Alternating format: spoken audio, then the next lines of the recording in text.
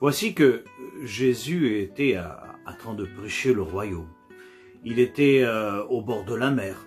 Des multitudes de personnes l'écoutaient. Il s'éloignait dans les déserts, il s'éloignait sur les montagnes. Mais toujours cette multitude de personnes qui le suivaient parce qu'ils avaient soif de ce que Jésus parlait. Ils avaient soif du royaume. Et ils avaient vu que, en travers lui, il était quelqu'un qui les miracles aboutissaient. Il priait pour les malades étaient guéris. Les paralytiques, les infirmes étaient guéris. Les démons étaient chassés. Quelle puissance que cet homme il avait et parcourait la Galilée. Et à un certain moment, Jésus décide de rentrer à Capernaum. Et là, il se met dans une maison.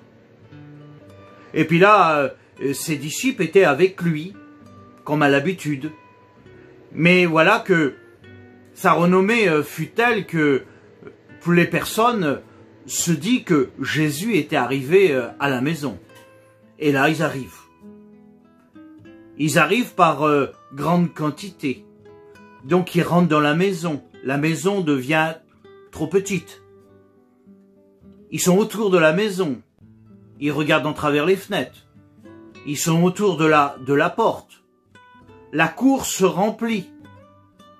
Parce que Jésus est le Fils de Dieu. Jésus a l'amour dans sa bouche. Jésus, son cœur, c'est un cœur qui est rempli de compassion. Jésus, il est celui-là qui est venu pour les hommes. Et ça, les gens qui sont autour, ils l'ont bien compris. Mais parmi eux, il y a des gens. Et eux, ils ont une personne qui souffre, qui est allongée sur un lit paralysé, qui est paralytique depuis de nombreuses années. Mais ils voudraient aussi amener leurs proches, l'emmener vers Jésus. Mais comment faire? Ils vont chercher cet homme qui est sur le lit, et ils emmenent le lit, et ils essayent de rentrer dans cette maison, ils essayent de faire le tour, mais ce n'est pas possible. On ne peut pas approcher. Mais il y en a un qui a une idée. Il dit, nous allons monter sur le toit. Et là, ils montent sur le toit, avec 1000 peines, mais ils arrivent à y monter quand même, parce qu'ils sont déterminés d'emmener cet homme qui est malade devant Jésus et que Jésus intervienne. Leur foi savent que Jésus va intervenir. Et voilà qu'ils sont sur le toit et ils découvrent le toit. Et là, ils font un passage. Et ils descendent le lit. Ils descendent le lit avec cet homme qui est paralytique dans le milieu de la pièce.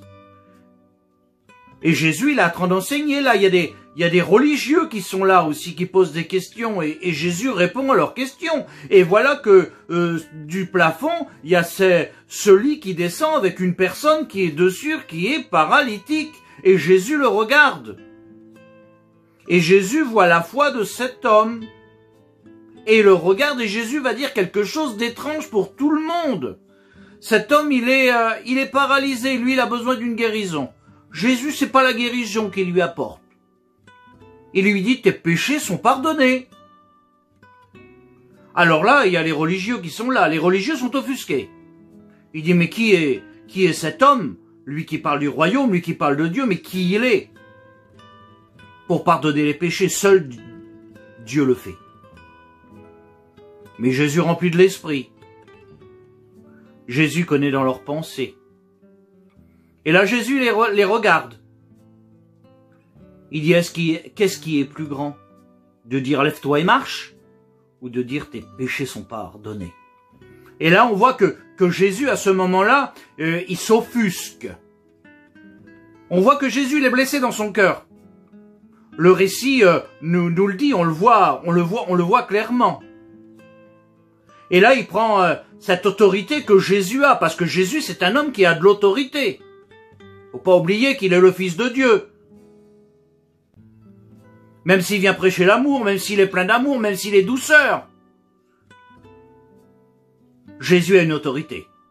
Et à ce moment-là, il regarde cet homme qui est sur le lit. Il dit, lève-toi. prends ton lit, rentre dans ta maison. Et là, tout le monde regarde. Qu'est-ce qui va se passer? Jésus l'a dit. Cet homme se lève. Cet homme prend son lit. On lui fait le passage parce que il n'y a pas de passage pour sortir de cette pièce. Mais on lui fait le passage. Et là, tout le monde le regarde.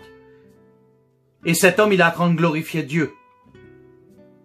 Il a son lit sur ses épaules et il glorifie Dieu de ce que Dieu a pu faire. Voilà ce que Jésus est capable de faire. La Bible nous l'enseigne, la Bible nous le démontre. Si tu veux regarder ce récit merveilleux dans la parole, tu regardes dans Marc, chapitre 2, et je te dis bonne lecture.